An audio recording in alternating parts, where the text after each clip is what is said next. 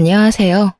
저는 남편과 시댁 때문에 힘든 시간을 보내고 겨우 제자리를 찾은 30대 후반의 평범한 여성입니다.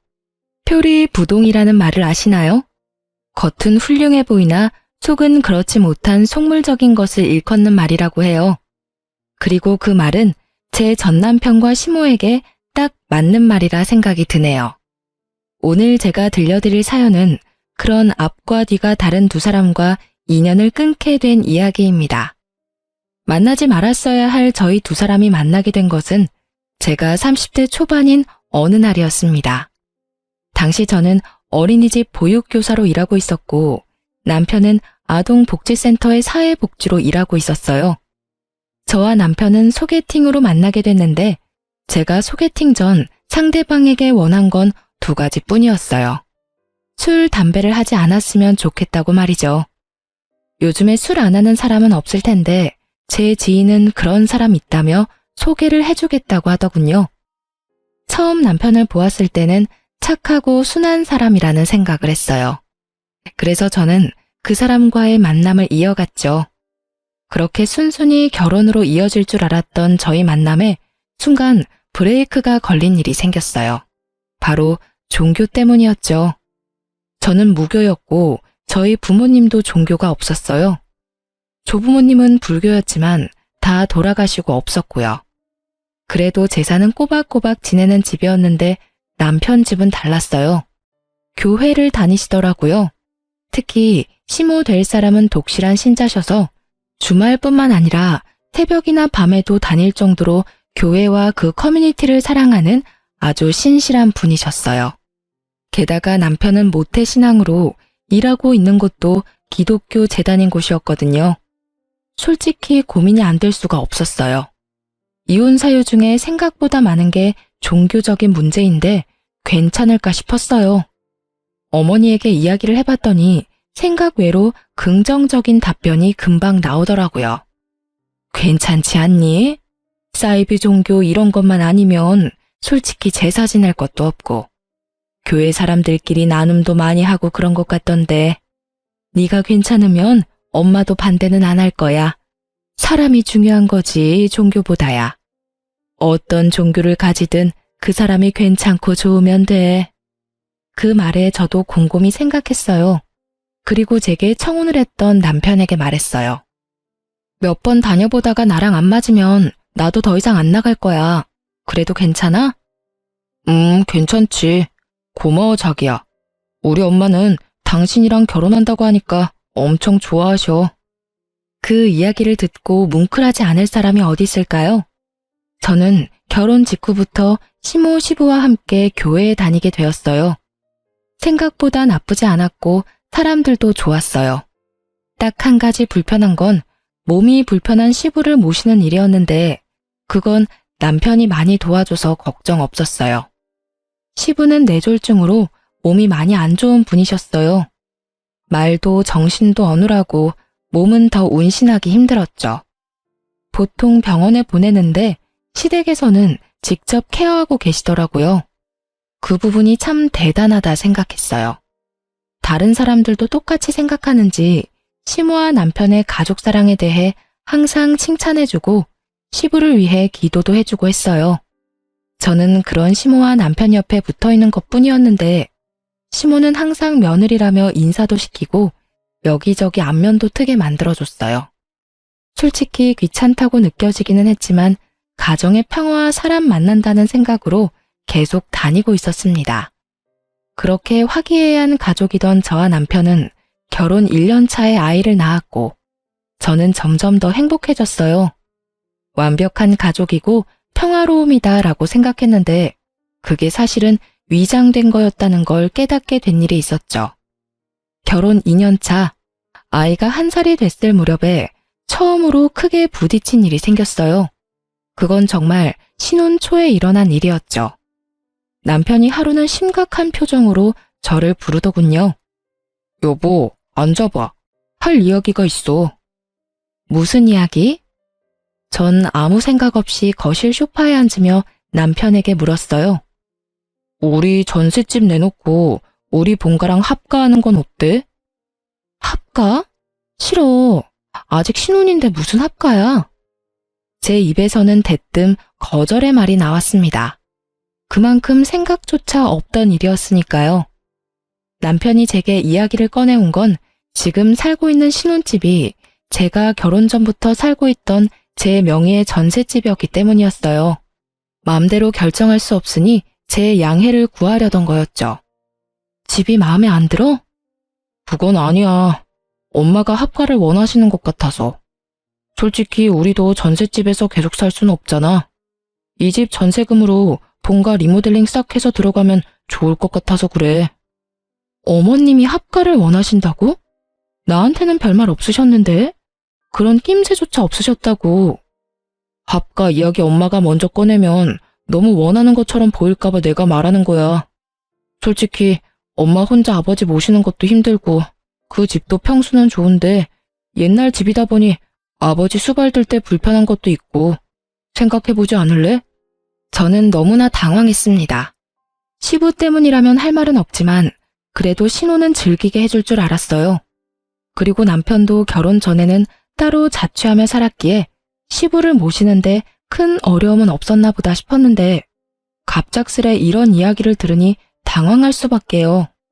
이런 이야기하는 게 좀 냉정해 보일 수도 있는데 나는 싫어. 수발을 드는 게 싫다기보다는 합가 자체가 싫은 거야. 이 집이랑 시댁도 가깝고 굳이 합가 안 해도 아버님 모실 수 있는 방법도 많은데. 그리고 당신 항상 퇴근이 늦잖아.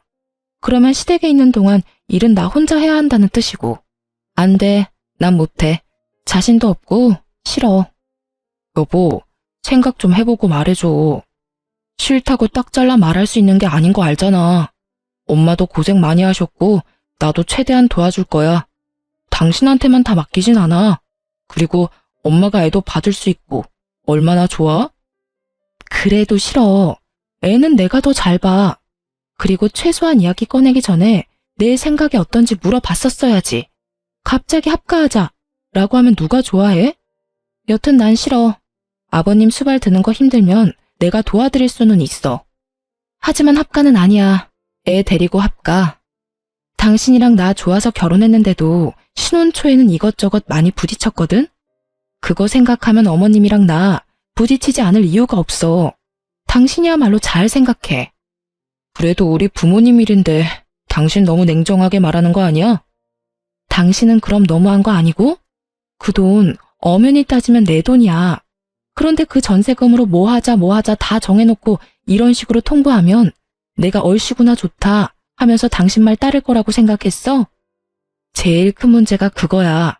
지금 내 전세금을 시댁에 다 쓰자고 말하고 있는 거잖아. 차라리 이 돈으로 새 집을 사자고 했으면 그렇게 했을지도 모르지만 뭐? 합가? 그러면 그 전세금 쓸 생각하지 말고 당신이 당신 돈으로 집 고쳐. 완강한 제 거부에 남편은 난색을 표하더군요. 그러더니 알겠다며 잠시 생각할 시간을 갖자고 하더군요.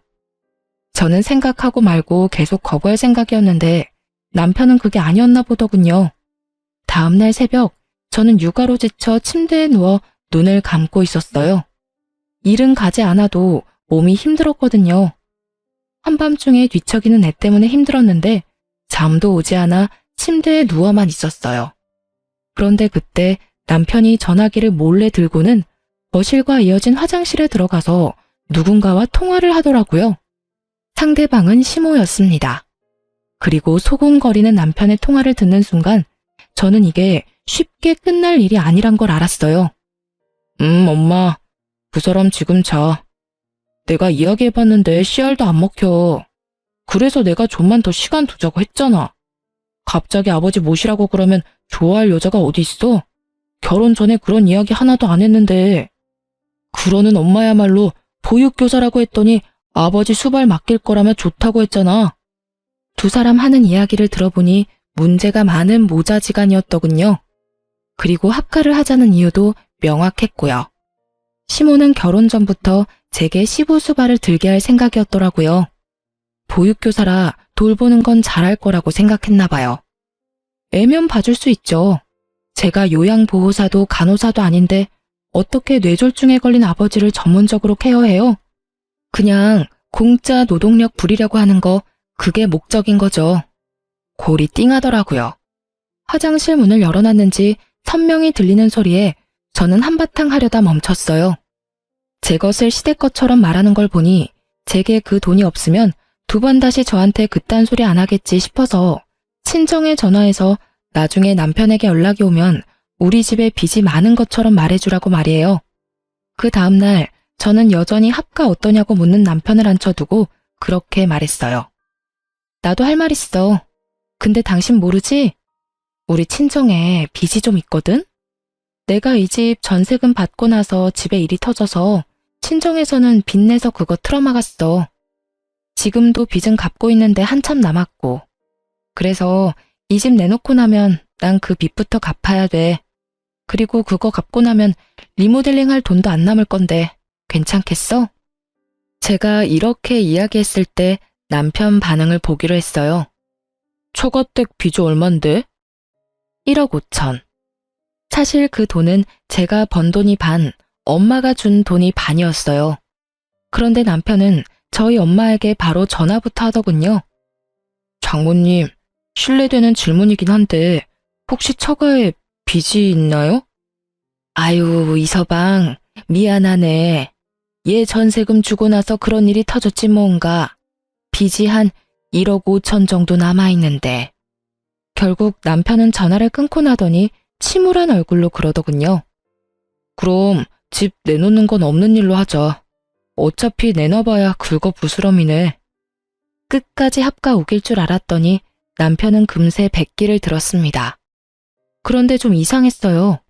시부의 수발 때문이었다면 이렇게 포기하지는 않았을 텐데 전세금을 친정 빚에 다 갚고 나면 우리가 시댁에 들어가는 게 더 쉬워지고 그러면 시모가 더 좋아할 수도 있는데 왜 싫어하나 싶었는데 나중에 그 이유를 알게 됐어요.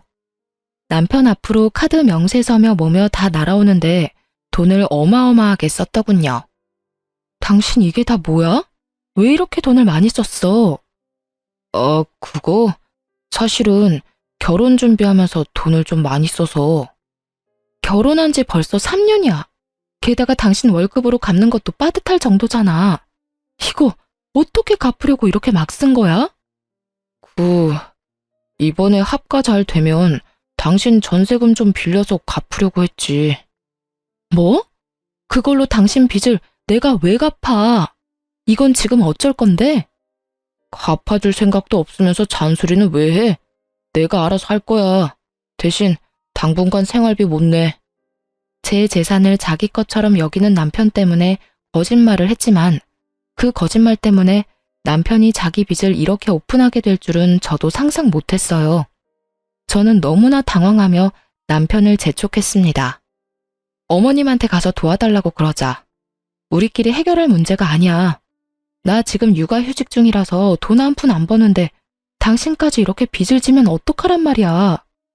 전세금이랑 합가 이야기만 잘 끝났어도 내가 이걸 이런 식으로 오픈할 일은 없었을 거야. 그런데 당신이 그 전세금이 친정 거라고 말한 적도 없잖아. 난 당연히 그 전세금으로 다 해결할 수 있을 줄 알았지. 당신 나한테 돈 맡겨놨어? 내가 너한테 돈 빌렸냐고.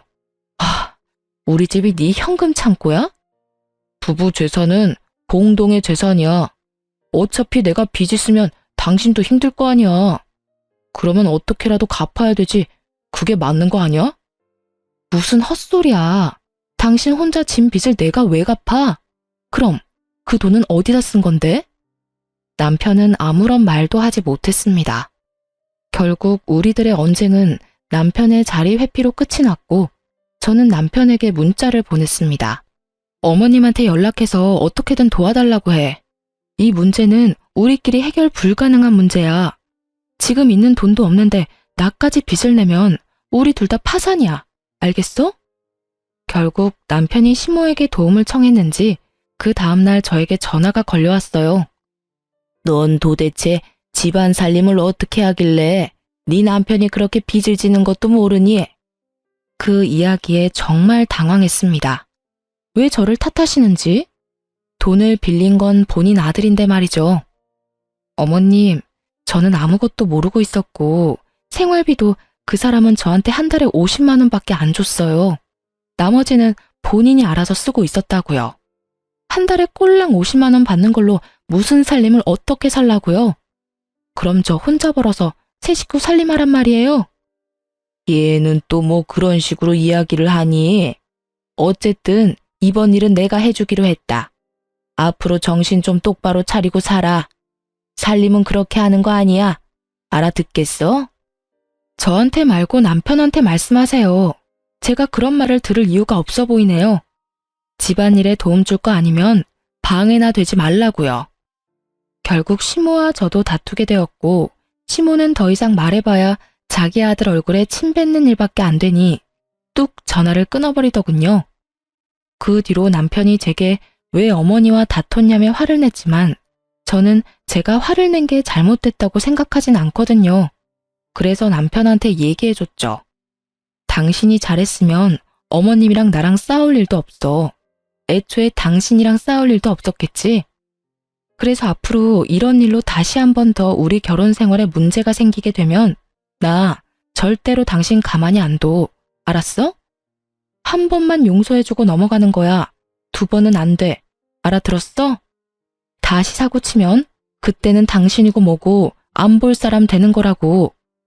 용서를 한다고 말은 했지만 저는 수상한 마음이 들었습니다. 그 많은 돈을 썼다면 쓴 흔적이 있어야 되는데 저희 집에는 전혀 그런 흔적이 없었거든요. 코인이나 주식을 했다면 핸드폰을 끼고 살아야 되는데 그런 것도 아니었고요.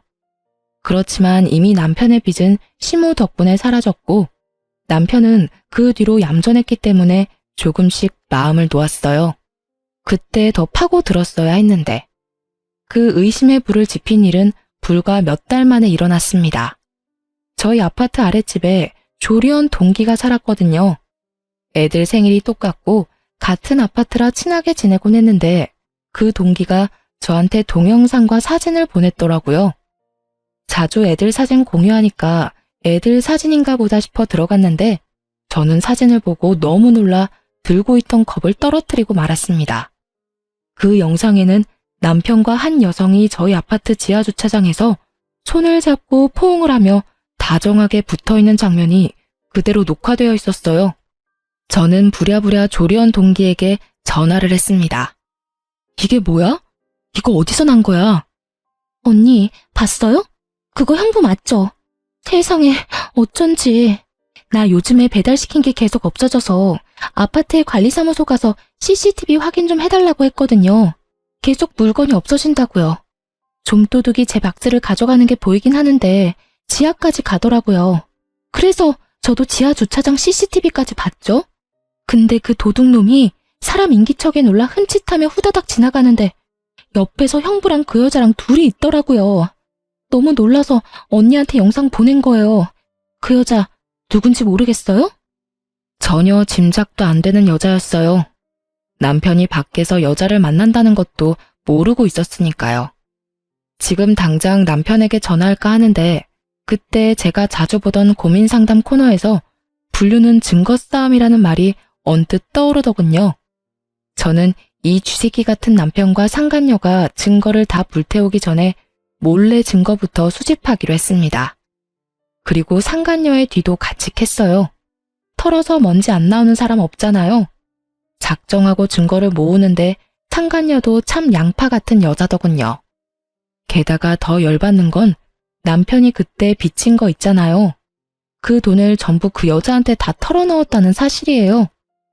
와이프는 집에서 애 보느랴 돈 아끼랴 개고생하며 사는데 상간녀에게 이것저것 선물 다 해주고 결국에는 빚까지 진 호구 같은 놈을 어떻게 해야 하나 고민하다가 일단 시모에게 먼저 이야기하기로 했습니다.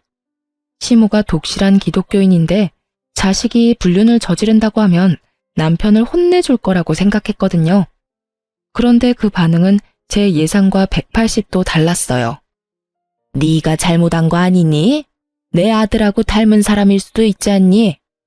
어머님, 닮은 사람이라도 옷이나 소지품은 다 다르잖아요. 지금 남편 입은 옷이며 소지품은 다 저희 집에 있는 물건이에요. 그렇다면 이미 결론이 난 것 같은데 넌 도대체 이 일을 왜 나한테 이야기하는 거니? 네? 정말로 뜬금없는 시모의 말에 저야말로 어리둥절해져서 되물었어요. 네가 남편 뒤나캐고 다니면서 남편 불륜이나 지어서 말하는 거 보니 네가 의부증인가 보다. 이게 우리 아들이라는 건 맞다고 치자, 네 말대로. 그런데 너 없는 이야기 지어내고 그러면 못 써. 그 여자랑 그냥 아는 사이일 수도 있지 않니? 어머님, 숙박업소에서 함께 나온 거 보면 확실하잖아요. 난 그런 거 모르겠고 헤어질 거 아니면 그냥 덮고 살아라. 집이며 주변 시끄럽게 하지 말고. 저는 그간 쌓아온 시모에 대한 신뢰가 와르르 무너지는 기분이었습니다. 제가 시모에게 남편의 불륜에 대해 먼저 말한 것은 시모가 남편을 따끔하게 일러주길 바라는 마음에서였어요. 그리 독실하고 신실한 시모이니 자기 아들의 불륜을 알면 아들에게 저 대신 인간의 도리를 따져 제정신을 차리도록 만들어줄 거라 생각했거든요. 그런데 이런 반응이라니. 저는 배신감에 치를 떨며 집으로 돌아왔어요.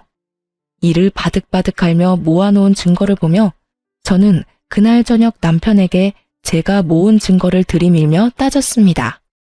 이거 설명해봐. 제가 던진 사진에 남편 놈이 저를 빤히 쳐다보더군요.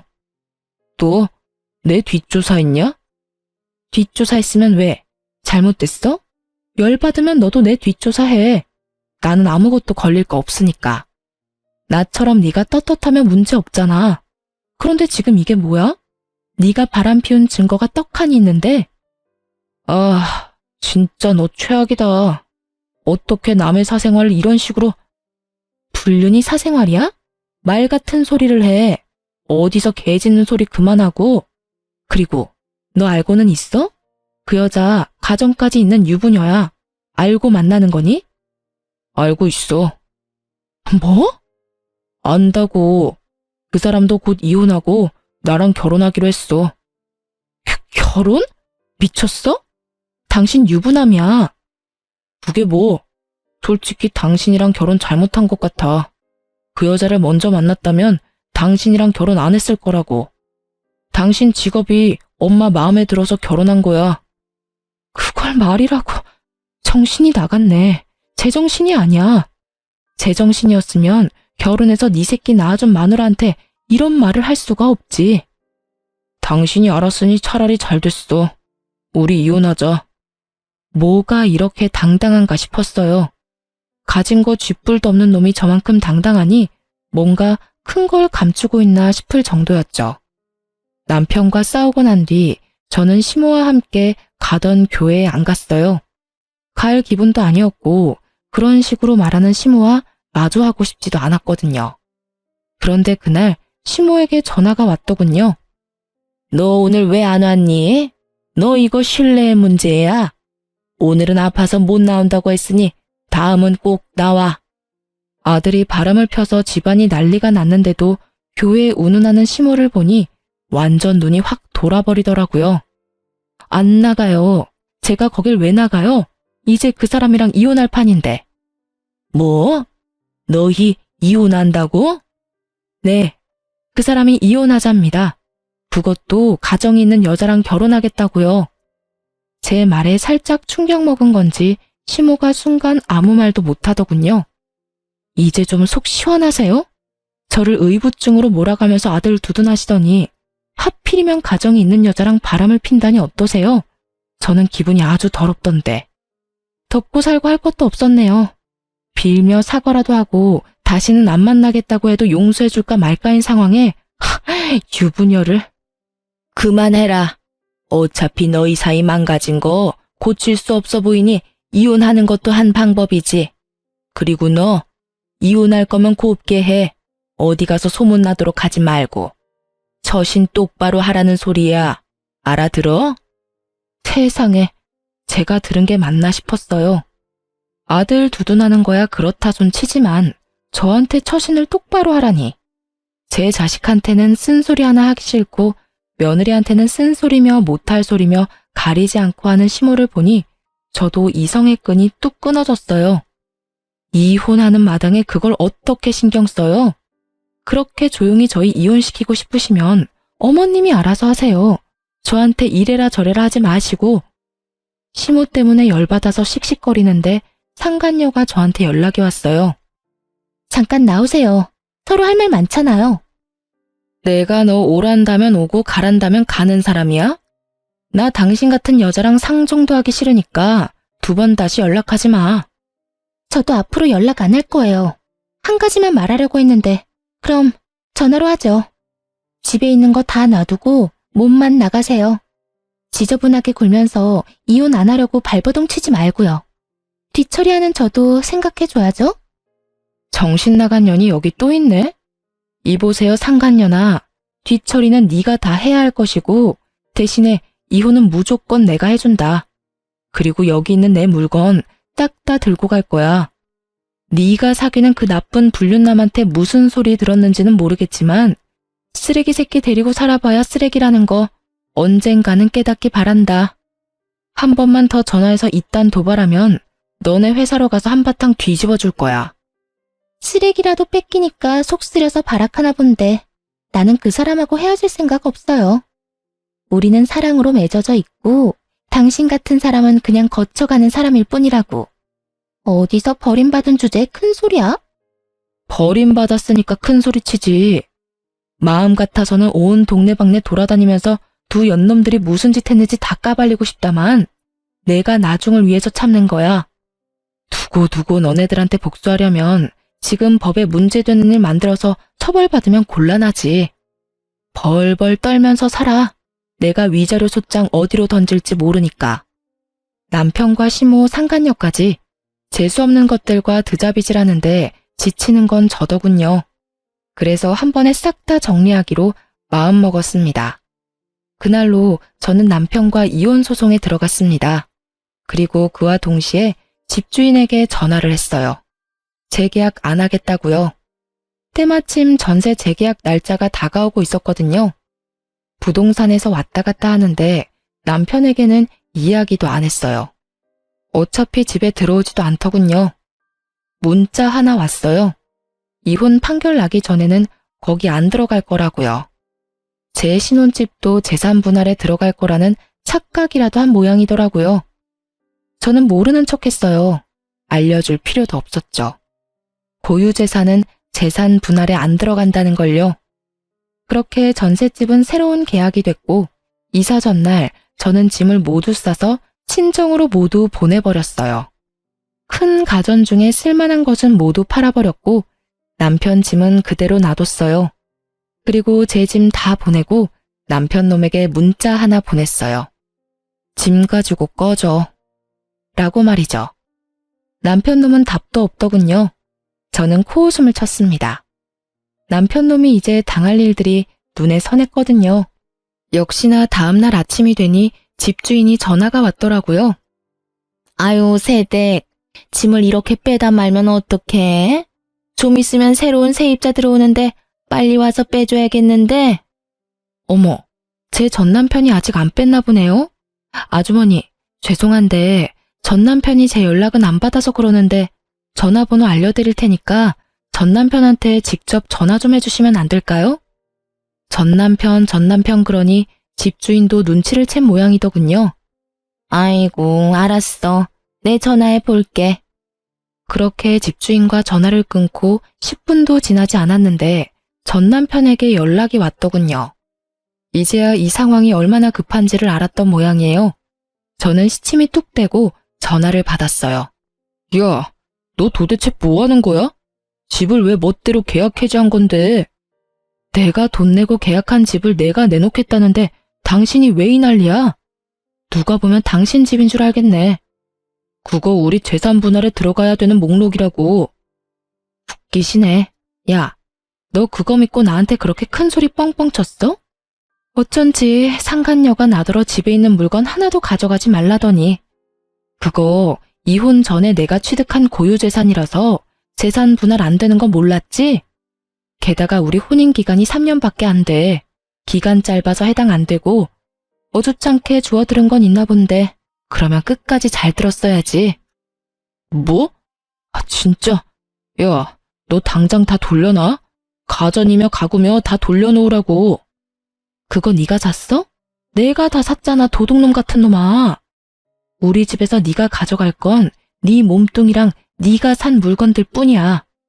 짐 정리하다가 네가 사준 거 놔두고 오려고 눈에 불을 켜고 봤는데 웨딩 반지 말고는 눈 씻고 봐도 없더라. 에라이 나쁜 놈. 와이프한테는 돈 하나 안 쓰면서 상간녀한테는 펑펑 돈 다 쳐쓰고 엄마한테 손이나 벌리는 호구 같은 자식. 앞으로는 너하고 상종도 안 할 거야. 애수가 없으려니까. 야, 너 말 다 했어? 재수가 없어? 누가 할 말인데. 너랑 처갓집이 돈 한 푼 없이 빚만 한가득인 거 미리 알았으면 결혼하자고 이야기도 안 했을 거야. 그래놓고 이런 식으로 뒤통수를 쳐? 아, 그걸 진짜라고 생각한 거야? 우리 집에 빚 없어. 너 이혼할 때 내 금융기록 안 봤어? 나 빚 없고 우리 부모님도 빚 없어. 그 전세금은 부모님이 주신 돈 반, 내가 번 돈이 반이지. 뭐? 그럼 왜 나한테 너 빚 있다고 거짓말한 건데? 왜 했겠냐? 너 내 전세금 네 것처럼 생각하면서 나더러 합가하자고 한 거잖아. 네 놈이 합가하자고 말 꺼낸 다음날 시어머니랑 너랑 하는 이야기 다 들었어. 시모는 나를 수발드는 식모로 쓰려고 했고 너는 나를 돈 뽑는 기계로 생각했지. 당연히 나도 내 돈 지켜야 하잖아? 그래서 거짓말했어. 그게 무슨 잘못이야? 그래서 내가 빚을 지기를 했어? 있는 돈을 다 까먹기를 했어? 내가 혼인이 파탄에 이를 정도로 나쁜 짓을 했나? 그대로 가만히 놔뒀으면 다 우리 돈이 됐을 텐데. 이보세요 아저씨, 돈 다 까먹고 나한테 책임지라던 너를 보면서 새삼 내가 그런 거짓말을 한 게 다행이라는 생각이 들더라. 미친놈아, 미치려면 곱게 미쳐. 그리고 대가리도 그만 굴리고. 잔대가리 굴리다가 봐, 너만 똥 됐지. 그렇게 하고 싶은 말 다 하고 전화를 끊으니 속이 다 시원하더군요. 사실 전세금의 절반은 어머니가 주신 거라 어머니에게 맡겨두고 저는 아이와 함께 친정에 잠시 몸을 맡겼어요. 그리고 이혼 확정되고 나서는 시모가 다니는 교회에 인사를 하러 갔어요. 그간 다녔던 정이 있는데 이야기는 해야 할 것 같아서요. 그런데 저를 보는 사람들 눈빛이 놀라움으로 가득 차 있더라고요. 왜 저러나 싶었는데 교회 집사님이 오시더니 저한테 말했어요.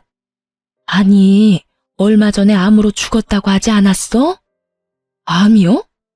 알고 보니 시모가 아들 이혼했다는 말하기 싫으니 저를 죽은 사람으로 만들어뒀더군요. 이혼 이야기 나오고부터 6개월 넘게 다니지 않았는데다가 그때쯤에는 집도 친정으로 옮긴 상태라 오며 가며 볼 사람도 없었으니 다들 시모 말만 듣고 제가 죽었다고 생각했다고 하더군요. 다들 모르셨나 보네요. 제 전남편이 유부녀하고 불륜을 저질렀는데 저한테 이혼을 하자고 그러더라고요. 그 여자랑 살고 싶다고요. 그래서 이혼하느라 여기 못 온 거예요. 제가 늦게나마 신을 섬기게 돼서 그 사람들이 아무리 정신 나간 짓을 해도 용서를 해줄 마음이 있었는데 전남편과 어머님은 용서를 구하기는커녕 더 당당하게 이혼하려면 곱게 하라고 말씀하시더라고요. 세상에, 신을 섬기는 자들이 어찌 그리 부도덕한 짓을 하는지 어디 가서 똑같은 행동할까봐 겁나네요. 종교인이라고 하기에도 부끄러운 행동이에요.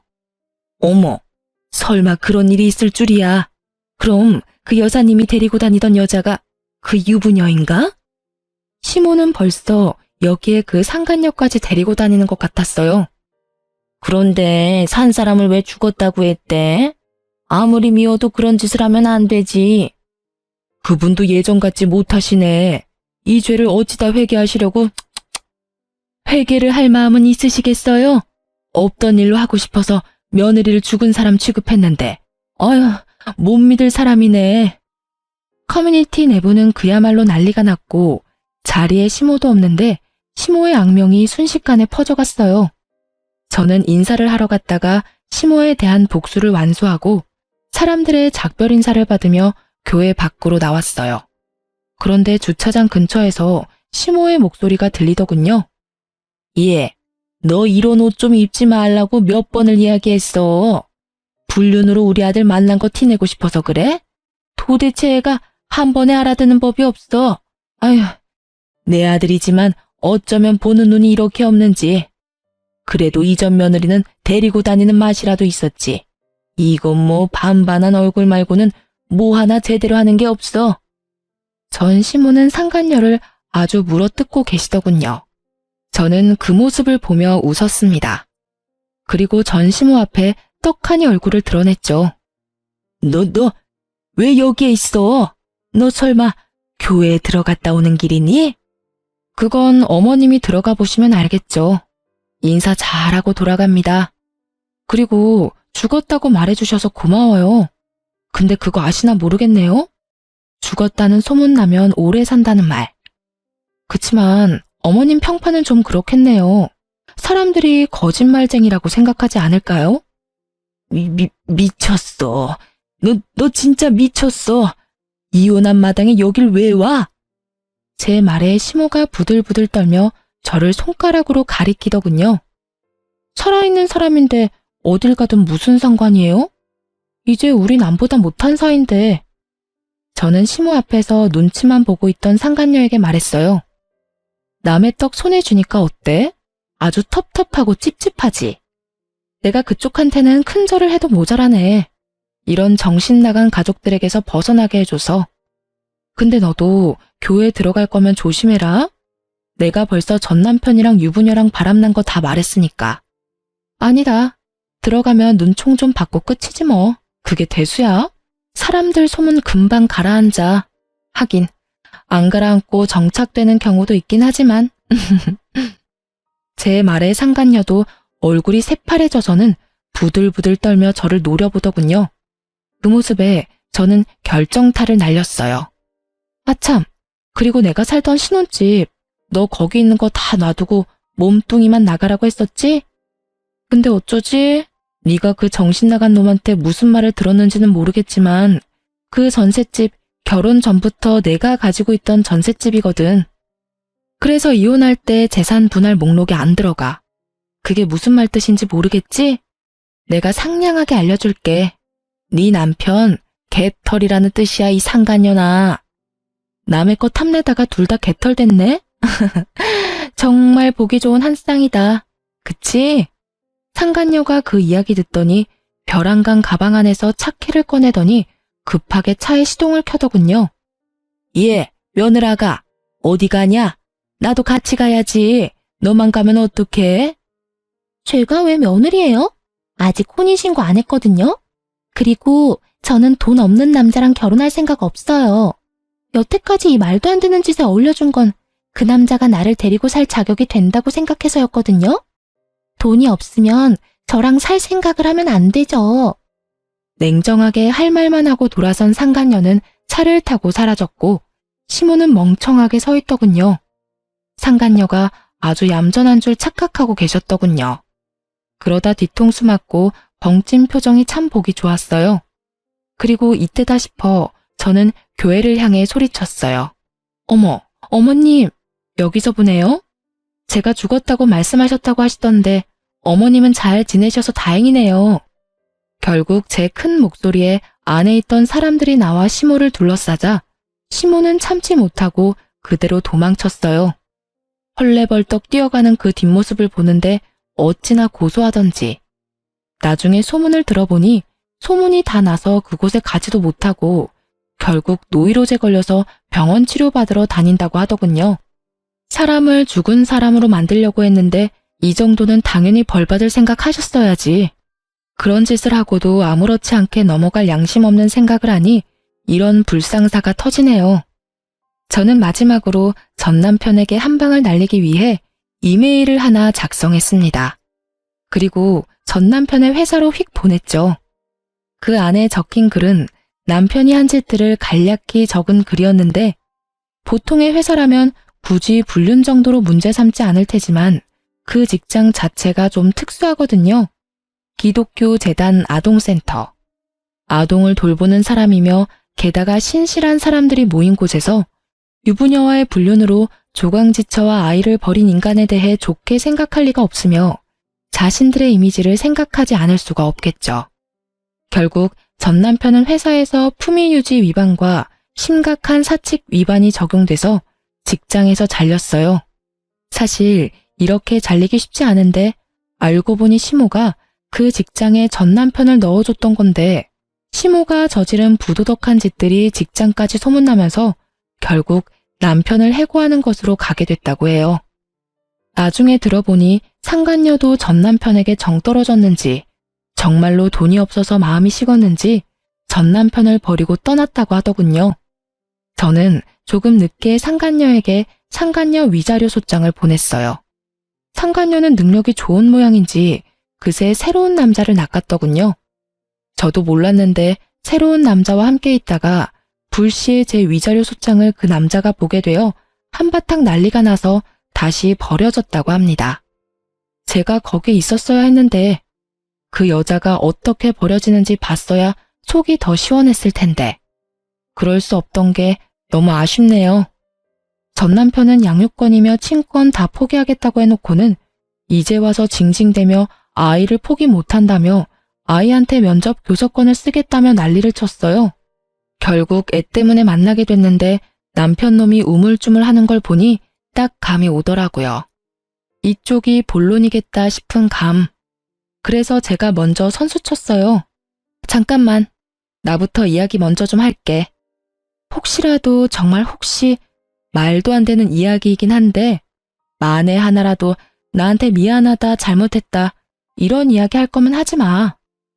나는 너한테 사과받고자 나온 것도 아니고 용서를 하겠다고 나온 것도 아니야. 네 모습 보니까 걱정돼서 내가 한마디 하는 거야. 나는 너 용서할 생각도 없고 사과받을 생각도 없어. 그냥 이대로 이렇게 우리는 악연으로 있으면 좋겠고 이렇게 볼 때마다 화내는 사람으로 있었으면 좋겠어. 내 인생에서 이렇게 사람한테 큰 배신을 당해보니까 용서가 허용이 안 되는 사람도 있다는 걸 깨달았거든? 그러니까 그런 말할 거면 입도 빵긋하지 마. 제 말에 남편이 눈을 동그랗게 뜨더니 제 눈치만 살피며 힐끔거리더군요. 그렇게 면담하는 시간 내내 남편은 애를 보며 제게 뭐라도 말을 걸려고 했지만 저는 그 모든 말에 철벽을 쳐줬어요. 아이 때문에 만나긴 했지만 정말로 만나기 싫은 인간 같지도 않은 놈을 만나 할 말 같은 건 없었거든요. 그렇게 시간 보낸 뒤 우리는 헤어졌네요. 전 남편은 아무것도 얻지 못한 채로 혼자 터벅터벅 걸어갔죠. 그 뒤로는 애 보고 싶다는 말도 안 하고 연락도 없더군요. 아무리 봐도 제게 틈이 없었다는 걸 깨달았는지 애를 방패 삼아 연락해오는 일은 없어서 다행이었어요. 저는 싱글맘이 되었지만 옛날보다는 더 편하게 사는 것 같아요. 그리고 나쁜 놈들은 다들 죄다 죗값을 받았으니 저도 속 편하게 발 뻗고 잘 수 있고요. 자승자박이라고 자기가 만든 줄로 제 몸을 스스로 묶었으니 결국은 본인이 한 말과 행동 때문에 더 이상 주변의 도움을 구할 수 없는 상황에 빠졌다는 걸 시모와 전 남편이 꼭 깨달았으면 하네요. 그럼 지금까지 긴 글 읽어주셔서 감사합니다. 즐거운 하루 보내세요.